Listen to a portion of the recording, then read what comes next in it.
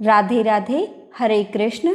आज जेठ मास महात्म्य के प्रथम अध्याय में मैं मोहिनी आप सभी का हार्दिक स्वागत करती हूँ और भगवान से यही प्रार्थना करती हूँ कि आप सभी पर कान्हा जी का आशीर्वाद हमेशा बना रहे। साल 2026 में ज्येष्ठ मास की शुरुआत 2 मई शनिवार से होगी और इसका समापन 29 जून सोमवार को वट पूर्णिमा के दिन यानी कि ज्येष्ठ पूर्णिमा पर होगा। इस बार ज्येष्ठ मास और भी खास है क्योंकि इस वर्ष अधिक मास यानी कि पुरुषोत्तम मास भी लग रहा है। इसी कारण यह महीना 30 दिनों का नहीं बल्कि लगभग 60 दिनों का होगा। सनातन धर्म में हर तिथि, हर मास और हर व्रत का एक विशेष महत्व होता है और उनके अधिष्ठाता देव भी होते हैं। ज्येष्ठ मास के स्वामी मंगल ग्रह माने जाते हैं, इसलिए इस मास में मंगल से जुड़ा दान करना शुभ माना जाता है। साथ ही मंगलवार का व्रत रखें और भगवान से जुड़ी कथाओं का श्रवण करें। यह महीना गर्मी का चरम समय होता है, इसलिए इस मास में जल का दान, वस्त्र, अनाज, दक्षिणा और मौसमी फल सब्जियों का दान अत्यंत पुण्यदायी माना गया है। आप अपनी श्रद्धा के अनुसार किसी आश्रम में भोजन या दक्षिणा का दान भी कर सकते हैं। ज्येष्ठ मास में सूर्यदेव अपनी प्रचंड अवस्था में रहते हैं, इसलिए इस समय सूर्यदेव की आराधना और उन्हें जल अर्पित करना बेहद शुभ होता है। शास्त्रों के अनुसार सूर्य उपासना से आत्मविश्वास बढ़ता है, स्वास्थ्य अच्छा रहता है और जीवन में सफलता मिलती है। हनुमान जी ने सूर्यदेव को अपना गुरु माना था, इसलिए इस मास में हनुमान जी की पूजा का भी विशेष महत्व है। मान्यता है कि इसी ज्येष्ठ मास में भगवान श्री राम और बजरंगबली हनुमान जी का प्रथम मिलन हुआ था। इसी कारण इस मास के मंगलवार को बड़ा मंगल या बुढ़वा मंगल कहा जाता है, जो कि हनुमान जी की कृपा प्राप्ति का एक विशेष दिन माना जाता है। आध्यात्मिक दृष्टि से ज्येष्ठ मास को तप, दान और अनुशासन का महीना कहा गया है, क्योंकि इस समय गर्मी अपने सबसे तीव्र रूप में होती है। इसी कारण इस मास में जलदान को अत्यंत पुण्यदायी माना गया है। यदि आप बड़े दान करने में समर्थ ना हो तो कम से कम प्यासे लोगों को पानी पिलाएं या पशु पक्षियों के लिए पानी की व्यवस्था अवश्य करें। इसके अलावा आप अपनी क्षमता के अनुसार मटका, पंखा, चप्पल, जूते, छतरी और अनाज का दान भी कर सकते हैं। ज्येष्ठ मास में पीपल के वृक्ष की सेवा करना, उसकी पूजा करना और उसे कच्चे दूध और जल से सींचना त्रिदेवों की कृपा प्राप्त करने का सरल माध्यम माना गया है। इस मास में जल की बर्बादी बिल्कुल ना करें, इसे वरुण दोष माना जाता है। जो लोग इस मास का नियम पूर्वक पालन करना चाहते हैं वे पूरे महीने एक समय सात्विक भोजन का नियम भी रख सकते हैं। आइए अब जानते हैं ज्येष्ठ मास में पड़ने वाले प्रमुख व्रत और त्योहारों के बारे में। 5 मई मंगलवार को एक दंत संकष्टी चतुर्थी रहेगी और 12 मई मंगलवार को हनुमान जन्मोत्सव मनाया जाएगा। 16 मई को ज्येष्ठ अमावस्या है। इस दिन वट सावित्री का व्रत रखा जाएगा और इसी दिन शनि जयंती भी मनाई जाएगी। 17 मई रविवार से अधिक मास प्रारंभ होगा और इसके बाद 25 मई सोमवार को गंगा दशहरा का पर्व मनाया जाएगा। 27 मई बुधवार को पुरुषोत्तम मास के शुक्ल पक्ष की पद्मिनी एकादशी होगी और 31 मई रविवार को ज्येष्ठ पुरुषोत्तम मास की पूर्णिमा पड़ेगी। 11 जून गुरुवार को अधिक मास के कृष्ण पक्ष की परम एकादशी होगी।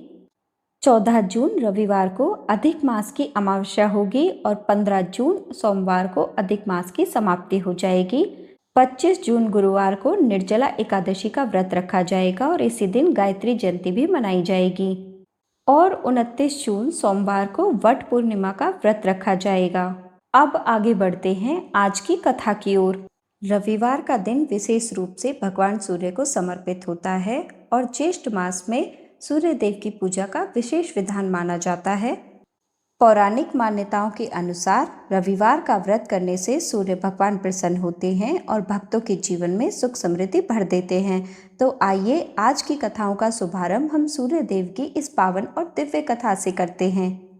बहुत पुराने समय की बात है। एक बुढ़िया थी। वह प्रत्येक रविवार को श्रद्धा से व्रत रखा करती थी। रविवार के दिन वह सूर्योदय से पहले उठती, स्नान करती और अपने आंगन को गाय के गोबर से लीपकर स्वच्छ करती।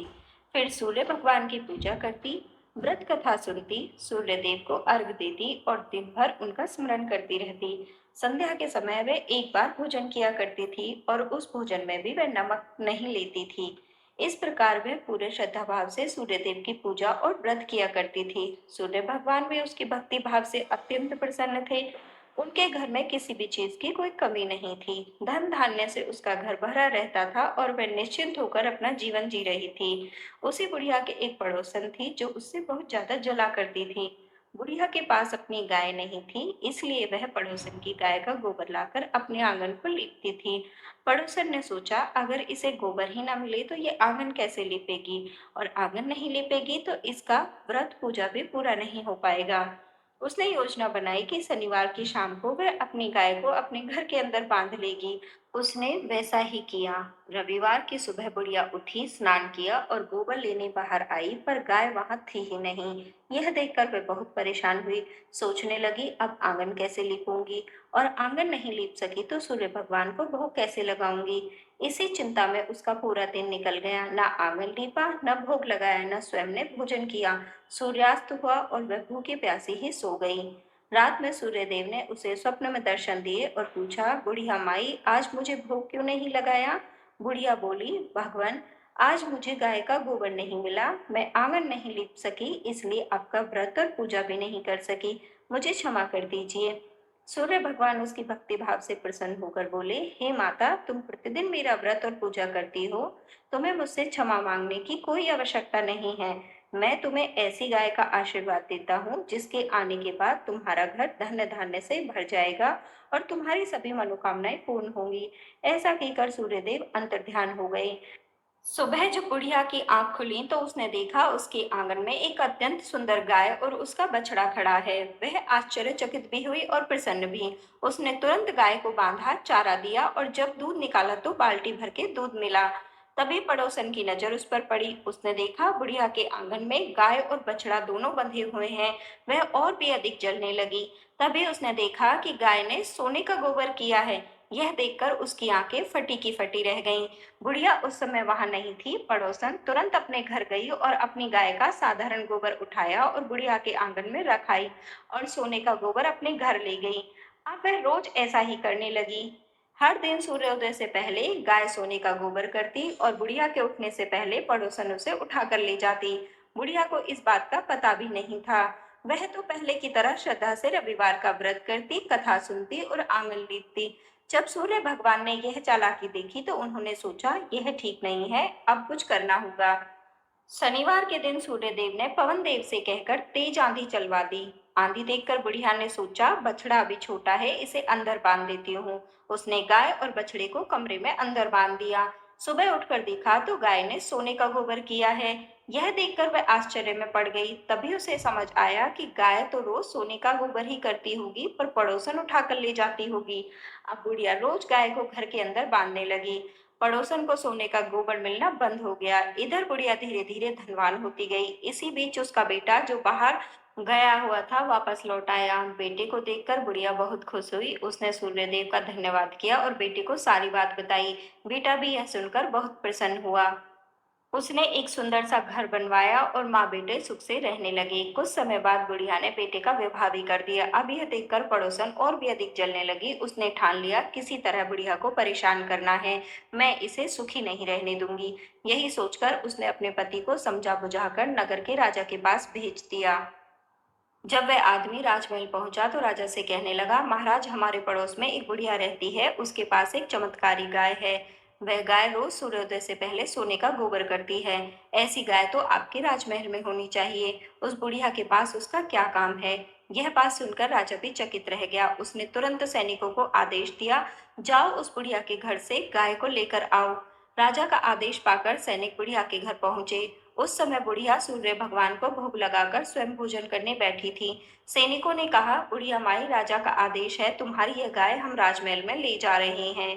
बुढ़िया हाथ जोड़कर विनती करने लगी, यह गाय मुझे स्वयं सूर्य भगवान ने दी है, मैं इसके गोबर से अपना आंगन लीपती हूँ, आप इसे मत ले जाइए, इसके बिना मैं सूर्य भगवान की पूजा कैसे करूंगी। लेकिन सैनिकों ने उसकी एक न सुनी। वह बहुत रोही, गिड़गिड़ाई, पर सैनिक गाय और बछड़े को लेकर चले गए। गाय के जाने के बाद बुढ़िया अत्यंत दुखी हो गई। उस दिन उसने कुछ भी नहीं खाया। माँ को उदास देखकर उसका बेटा बोला, माँ, तुम दुखी मत हो, भोजन कर लो, बीमार पड़ जाओगी। राजा के आदेश के आगे हम कुछ नहीं कर सकते। भगवान ने जितने दिन के लिए गाय दी थी उतने ही दिन वह हमारे पास रही। मैं तुम्हारे लिए दूसरी गाय ले आऊंगा। पर बुढ़िया रोते हुए कहती रही, वह गाय तो मेरे भगवान ने मुझे दी थी। रोते रोते वह भूखी प्यासी ही सो गई। सारी रात वह सूर्य भगवान से प्रार्थना करती रही कि उसकी गाय और बछड़ा उसे वापस मिल जाए। उधर राजा गाय को देखकर बहुत प्रसन्न था। उसने गाय को एक सुंदर कमरे में अंदर बांध दिया और मन ही मन सोचने लगा कि अब तो मैं माला माल हो जाऊंगा। इसी खुशी से वह सो गया और उत्साह के कारण उसे ठीक से नींद भी नहीं आई।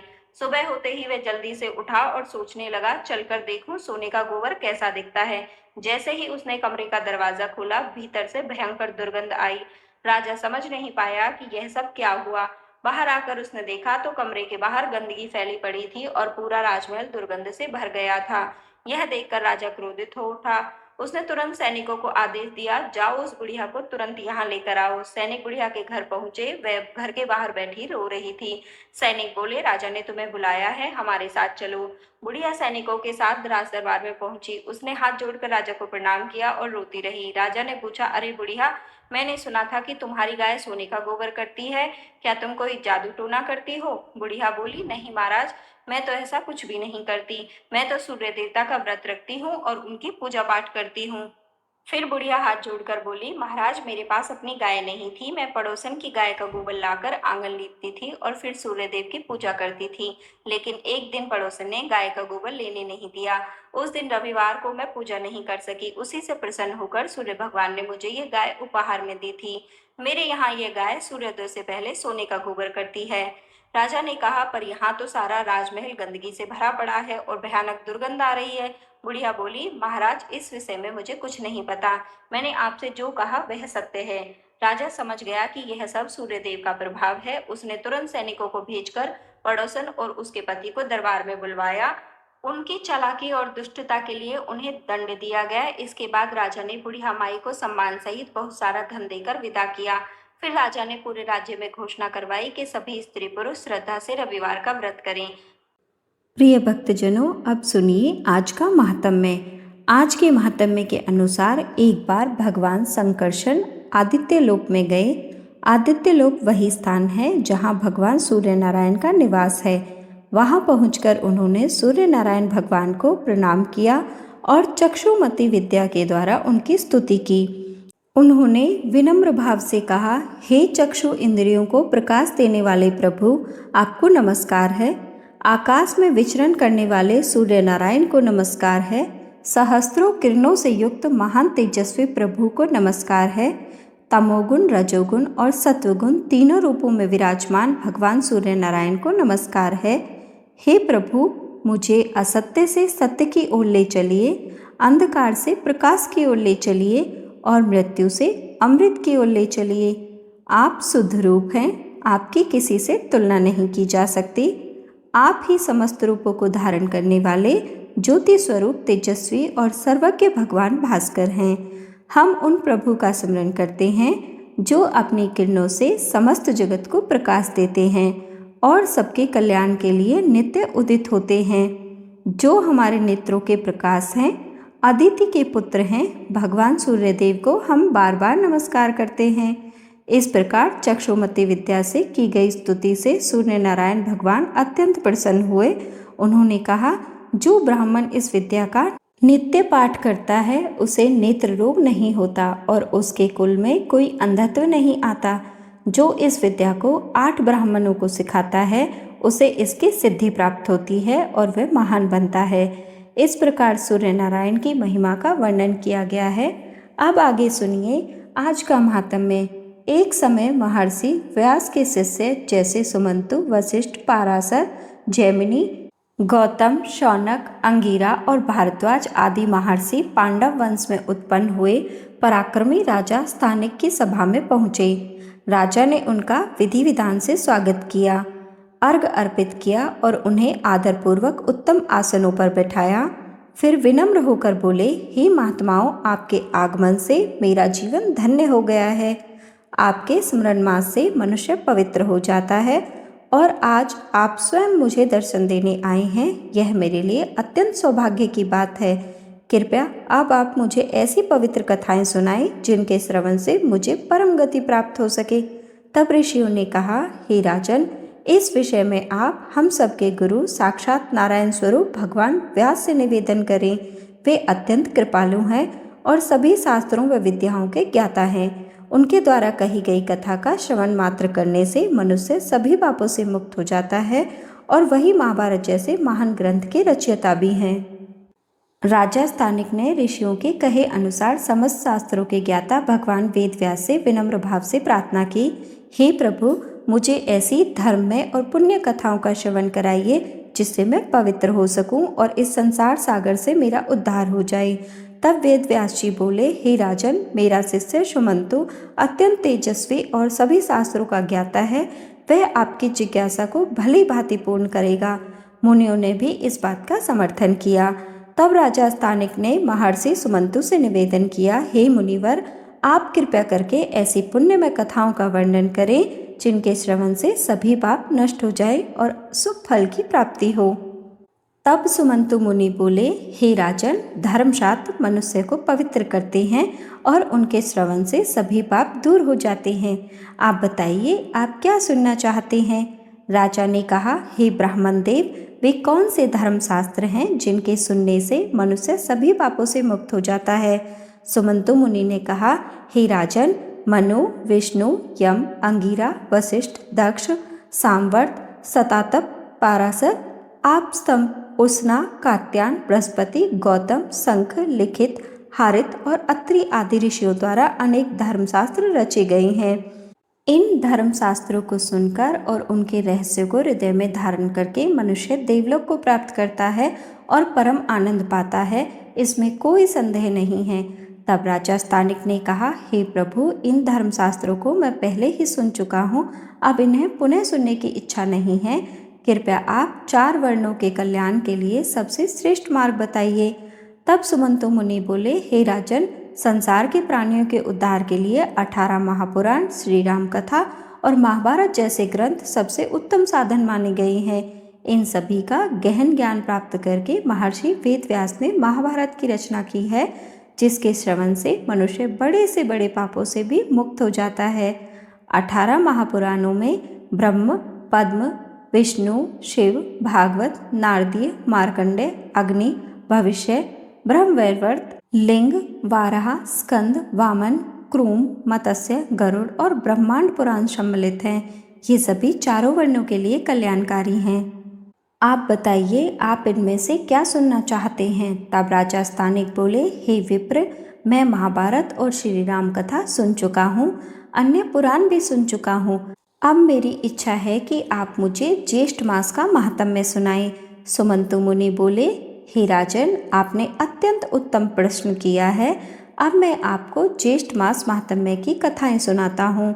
इनके श्रवण से ब्रह्म हत्या जैसे बड़े पाप भी नष्ट हो जाते हैं और अश्वमेध यज्ञ के समान पुण्य फल की प्राप्ति होती है।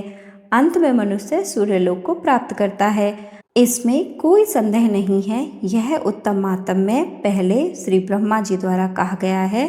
सुमंतु मुनि ने कहा, हे राजन, अब मैं आपको धनवर्धन नामक वैश्य की कथा सुनाता हूँ, जिसने उच्छिष्ट भोजन अर्थात झूठा भोजन किया, उसके बाद उसका क्या परिणाम हुआ, इसे भी सुनिए।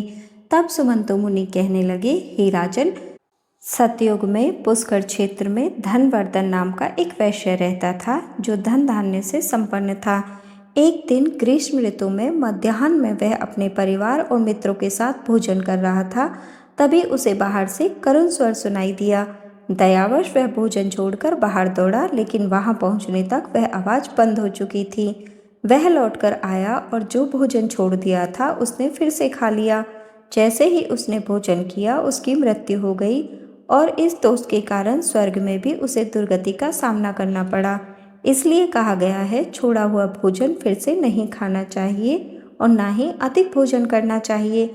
अत्यधिक भोजन से शरीर में अनेक रोग उत्पन्न होते हैं और मनुष्य धार्मिक कर्म भी ठीक से नहीं कर पाता। अतः सदा संयम और पवित्रता बनाए रखें। इसके बाद राजा ने प्रश्न किया, हे मुनि श्रेष्ठ, ब्राह्मण किस कर्म से पवित्र होता है? सुमंतु मुनि बोले, जो ब्राह्मण विधिपूर्वक आचमन करता है, वह पवित्र हो जाता है और सत्कर्मों का अधिकारी बनता है। आचमन की विधि यह है, हाथ पैर धोकर पवित्र स्थान पर बैठकर पूर्व या उत्तर की ओर मुख करके शांत भाव से शुद्ध जल का आचमन करें। आचमन कभी खड़े होकर बात करते हुए या जल्दबाजी में नहीं करना चाहिए। अब दाहिने हाथ में स्थित 5 तीर्थों के बारे में जानिए। सबसे पहले है ब्रह्म तीर्थ, जो अंगूठे के मूल भाग में स्थित होता है और यह सबसे प्रमुख माना गया है और आचमन इसी से किया जाता है। दूसरा है प्रजापति तीर्थ, कनिष्ठा यानी छोटी उंगली के मूल भाग में होता है। यह सृष्टि और पालन से संबंधित माना जाता है। तीसरा है देव तीर्थ, सभी उंगलियों के अग्रभाग में स्थित होता है। इसका प्रयोग देवताओं को अर्पण करते समय किया जाता है। चौथा है पितृ तीर्थ, तर्जनी और अंगूठे के बीच का भाग होता है। यह पितरों को तर्पण देने के लिए प्रयुक्त होता है। और पांचवा तीर्थ है स्वामी तीर्थ, हथेली के मध्य भाग में स्थित होता है। यह विशेष पूजन और आंतरिक शुद्धि का प्रतीक माना जाता है। इन 5 तीर्थों का सही ज्ञान और आचरण मनुष्य को शुद्ध, संयमी और पुण्यात्मा बनाता है। तत्पश्चात सुमंतु मुनि बोले, अब आगे सुनिए आचमन और तीर्थों का विस्तृत महत्व। जो कर्म देवताओं से संबंधित होते हैं, जैसे यज्ञ, दान या दक्षिणा, वे देव तीर्थ से किए जाते हैं। पितरों के लिए किए जाने वाले कर्म जैसे तर्पण और पिंडदान, वे पितृ तीर्थ से किए जाते हैं। आचमन करने का जो मुख्य स्थान है वह ब्रह्म तीर्थ माना गया है और इसे ही सबसे श्रेष्ठ कहा गया है। विवाह के समय लज्जा, होम आदि कर्म और प्रजापति से जुड़े कार्य प्रजापति तीर्थ से किए जाते हैं। कमंडल ग्रहण करना, दधि प्राशन जैसे कर्म स्वामी तीर्थ के द्वारा किए जाते हैं। इस प्रकार हर तीर्थ का अपना अपना महत्व है। अब आचमन की सही विधि जानिए। उंगलियों को मिलाकर मन को एकाग्र करके बिना कोई आवाज़ किए पवित्र जल से 3 बार आचमन करना चाहिए। ऐसा करने से महान पुण्य की प्राप्ति होती है और देवता भी प्रसन्न होते हैं। पहले आचमन से ऋग्वेद तृप्त होता है, दूसरे से यजुर्वेद और तीसरे आचमन से सामवेद की तृप्ति होती है। इसके बाद दाहिने अंगूठे से मुख का स्पर्श करने से अथर्ववेद संतुष्ट होता है। होठों का मांचन करने से इतिहास और पुराण तृप्त होते हैं। मस्तक पर जल का स्पर्श करने से भगवान रुद्र प्रसन्न होते हैं। शिखा को स्पर्श करने से ऋषिगण संतुष्ट होते हैं। दोनों आँखों को स्पर्श करने से सूर्यदेव प्रसन्न होते हैं। नाक को स्पर्श करने से वायु देवता संतुष्ट होते हैं। कानों को स्पर्श करने से दिशाएं तृप्त होती हैं। भुजाओं को स्पर्श करने से यम, कुबेर, वरुण, इंद्र और अग्निदेव प्रसन्न होते हैं। नाभि और प्राण स्थानों को स्पर्श करने से समस्त देवता तृप्त हो जाते हैं। पैर धोने से भगवान विष्णु प्रसन्न होते हैं। भूमि पर जल छोड़ने से वासुकी आदि नाग तृप्त होते हैं और जो जल की बूंदें बीच में गिरती हैं उनसे भी अन्य भूत प्रेत आदि संतुष्ट होते हैं। अब उंगलियों के प्रयोग को समझिए। अंगूठा और तर्जनी से नेत्रों को स्पर्श करना चाहिए। अंगूठा और अनामिका से नाक को स्पर्श करें। अंगूठा और मध्यमा से मुख का स्पर्श करें। अंगूठा और कनिष्ठा से कानों को स्पर्श करें। सभी उंगलियों से भुजाओं को स्पर्श करें। अंगूठे से नाभि का और सभी उंगलियों से सिर का स्पर्श करना चाहिए। अब उंगलियों का स्वरूप जानिए। अंगूठा अग्नि का स्वरूप माना गया है। तर्जनी वायु का, मध्यमा प्रजापति का स्वरूप है, अनामिका सूर्य का स्वरूप है और कनिष्ठा इंद्र का रूप मानी गई है। इस विधि से आचमन करने पर संपूर्ण जगत, देवता और सभी लोग तृप्त हो जाते हैं। इसी कारण ब्राह्मण को सदा पूजनीय माना गया है, क्योंकि वह सर्वदेव में कहा जाता है। ध्यान रखें, आचमन हमेशा ब्रह्म तीर्थ, प्रजापति तीर्थ या देव तीर्थ से ही करना चाहिए, लेकिन पितृ तीर्थ से कभी भी आचमन नहीं करना चाहिए। अब शुद्धि के विषय में, आचमन का जल हृदय तक पहुँचने पर ब्राह्मण शुद्ध होता है। कंठ तक पहुँचने पर क्षत्रिय शुद्ध होता है। वैश्य के लिए जल पीना ही पर्याप्त है और शूद्र के लिए केवल जल का स्पर्श ही शुद्धि प्रदान करता है। राजा स्थानिक बोले, हे ब्राह्मण श्रेष्ठ, भगवान सूर्य का महात्म्य सुनते सुनते मेरा मन तृप्त नहीं हो रहा है। कृपया आप सप्तमी कल्प का और विस्तार से वर्णन कीजिए। तब सुमंतो मुनि बोले, हे राजन, अब मैं आपको भगवान श्री कृष्ण और उनके पुत्र सांब के बीच हुए एक दिव्य संवाद का वर्णन करता हूँ। आप ध्यानपूर्वक सुनिए। एक समय सांब ने अपने पिता भगवान श्री कृष्ण से पूछा, पिताजी, मनुष्य को इस संसार में ऐसा कौन सा कर्म करना चाहिए जिससे उसे दुख ना मिले और वह मनचाहे फल को प्राप्त करके स्वर्गलोक भी प्राप्त करे और अंत में मुक्ति भी पा सके। कृपया आप इन सब का विस्तार से वर्णन करें। पिताजी, इस संसार में अनेक प्रकार के आदि और व्याधियों को देखकर मेरा मन अत्यंत उदास हो जाता है। मुझे तो क्षण भर की जीने की इच्छा नहीं होती।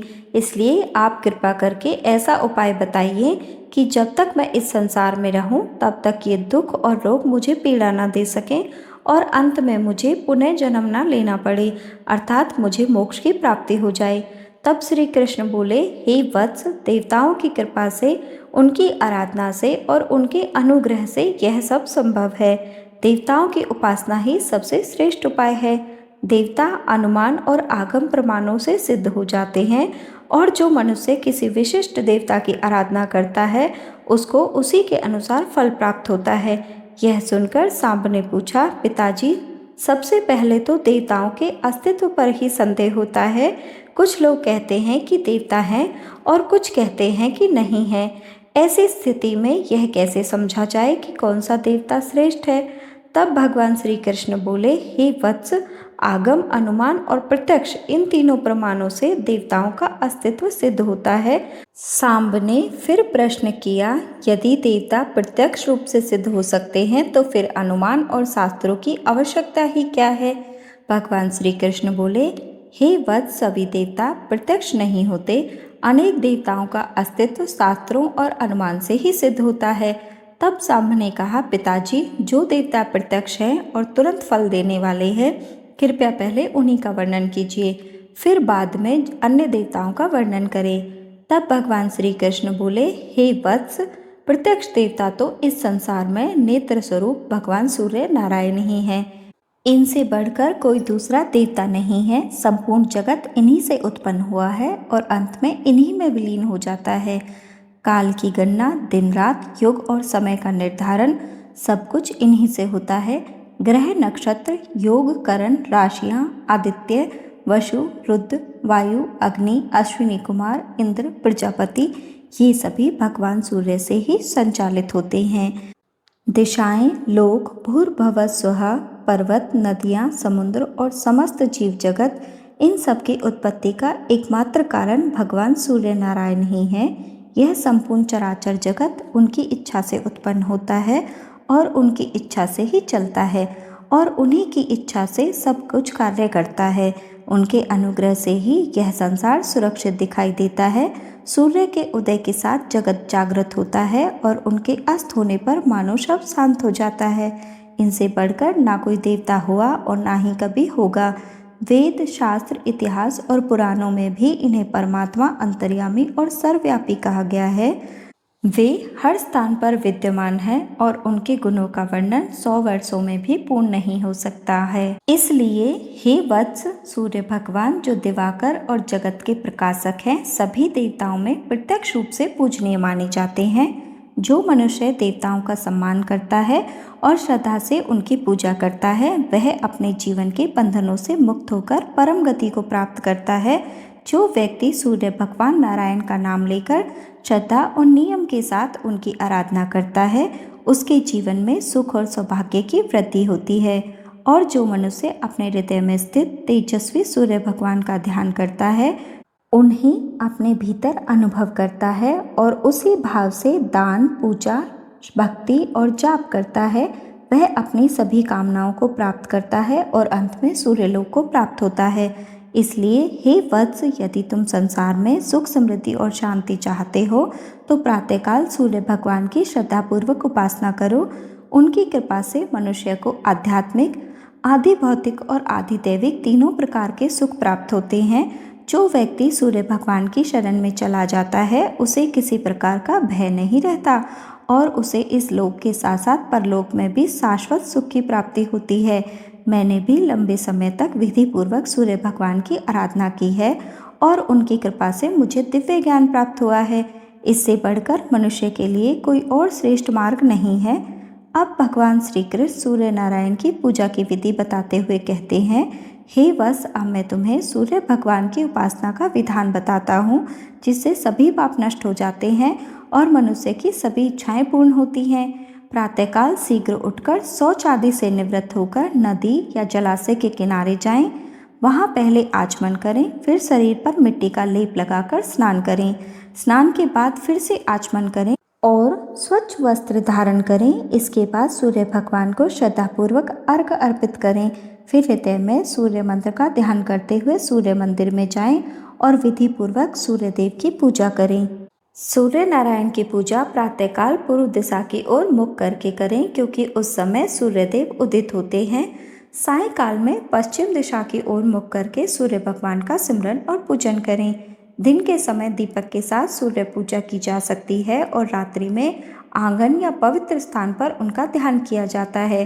पूजा करते समय मंत्रों का उच्चारण, शुद्धता और एकाग्रता का ध्यान रखें और पूजन सामग्री को मंत्रों द्वारा पवित्र बनाना आवश्यक है।